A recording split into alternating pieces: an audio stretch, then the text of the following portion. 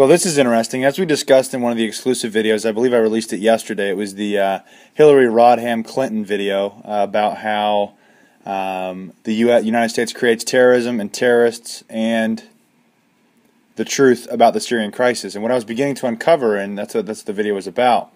And this is more validation to that point, but it's also kind of what's going on right now. The UK must prepare for war with Russia. Army calls for a fleet of battle tanks to take on Putin. Britain must invest in its fleet of main battle tanks to meet an increasing threat of ground war with Russia, senior army officers have warned. It comes as tensions between NATO countries and Moscow continued to mount, with Russia threatening nuclear countermeasures over a plan to bolster nuclear facilities in Germany.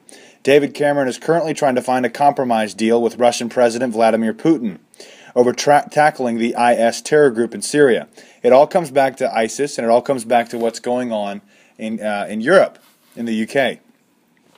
But Russian aggression in Eastern Europe, an increase in NATO airspace incursions by Russian bombers, and the development of a new Russian supertank has led senior commanders to admit that the prospects of a conventional ground war in Eastern Europe can no longer be ignored. The British Army has 227 Challenger 2 main battle tanks, but while they are still respected, they are in urgent need of an upgrade. Last year, the British Army took part in live-fire NATO exercise in Poland. With more than 100 armored vehicles, Operation Black Eagle highlighted the British Army's ability to deploy an armored battle group at short notice anywhere in the world in support of the nation's allies.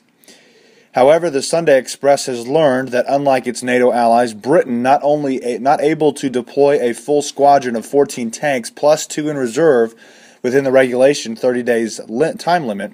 Some, according to serving members of the King's Royal Hussars Armored Regiment, took more than 3 months to make ready because they had been mothballed or cannibalized for parts.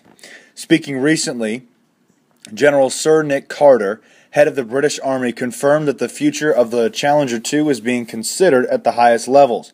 We have got issues with the tanks we've got, and if we don't do something about it, we will have issues. What will we do in this is in this discussion, he said.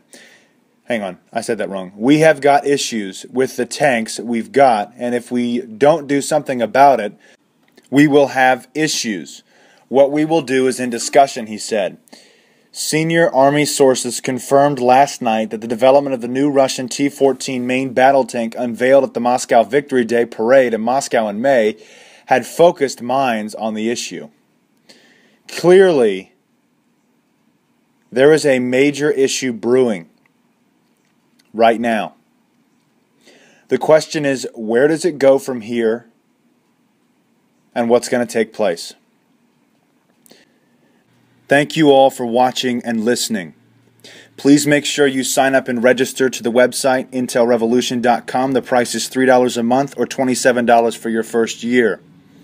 In doing so, you get access to all of our exclusive content, and you're helping fund independent media, allowing us to go do more and keeping us independent. Thank you. God bless, and carry on.